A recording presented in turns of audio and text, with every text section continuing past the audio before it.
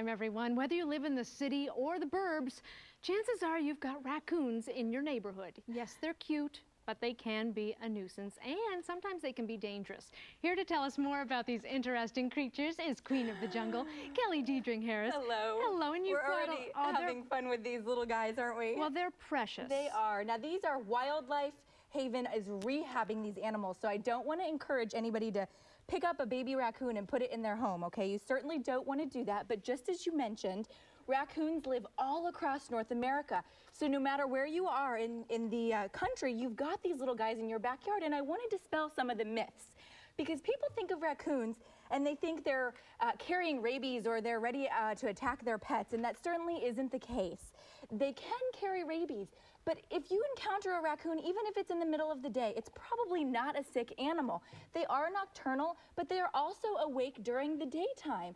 So they can be awake, and they're probably not a danger to you. Now, you certainly don't want to go up and approach one, but I want to talk about how amazing they are. Well, let's talk about how great they are, because they do get a bad rap. They get a bad rap, like a lot of animals do get a bad rap.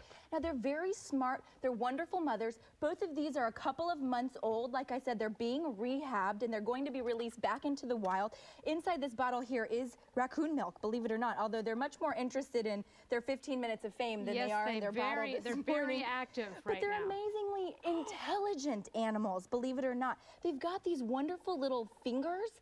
I call them that because that's really what they look like, although they don't have opposable digits like we do. But raccoons are known for washing their food, so they'll actually reach down in the water. They love to eat crustaceans and fish and lizards, and they'll actually put it in the water, and you saw him reach just now. They'll actually do that, and they'll wash it off in the water. Scientists really aren't sure why. We're losing a raccoon. Okay, well, that just displays how wonderful they are at climbing. Raccoons can climb straight up and straight down trees. Now, in the past, we've talked about animals with prehensile tails. This is not a prehensile tail, although it looks like it. What they use are these really wonderful digits. And here we go. Thanks, Sandy. This is their mom. I don't think he wants to be on the table, to tell you the truth. Come on over. Okay, he doesn't have to come back. If he doesn't want to come back. Oh, well. they know. You just entered our segment now. Sandy is mom.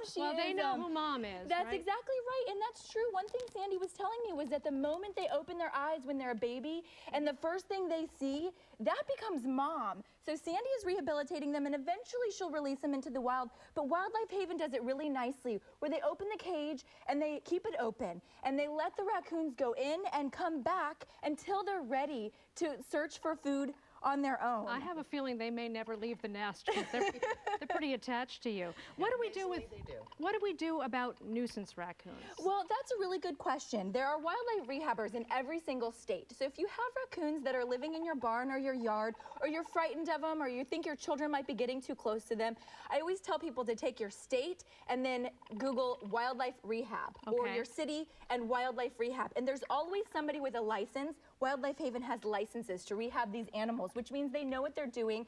They know how to care for the animals. They know the special attention that these animals need and want. And they're going to come out. They'll probably trap them for you humanely. Right. And they'll rehab them if they need it. And then they'll release them into an area where they won't come in contact with humans so much. Far away from your house. Far away from your house, that's right. You don't want to injure an animal, because all of these animals, especially raccoons, play a really integral role in our ecosystem. And as soon as we start eradicating species, we're going to see our natural system start to deplete. So they make a really wonderful animal as long as you don't approach them. Okay, apart from our garbage, what else do raccoons eat in the wild? Great question. They're what's called an omnivore. That's just a big fancy word for they eat pretty much everything. They're kind of like you and I. They really like, when they're being rehabbed, they love their Cheerios and their raccoon milk, but in the wild, they would eat mealworms and lizards. They would eat crustaceans. They might also eat other animals. They like to raid birds' nests, small snakes and lizards. They also eat carrion, which is dead animals, but not as often. But they will pretty much eat anything in the wild. See, they're just the cleanup guys, that's all. They're the recyclers. That's absolutely right. Kelly Diedring Harris, thank you, and Sandy, thank you. And those two little guys, as cute as they are, and as much as I'd like to have them as pets, not a good idea. No, that's right. Back to the wild for you, you two. Still ahead on Daytime. Can you really be just friends with benefits? Sam takes a look at No Strings Attached when we come back.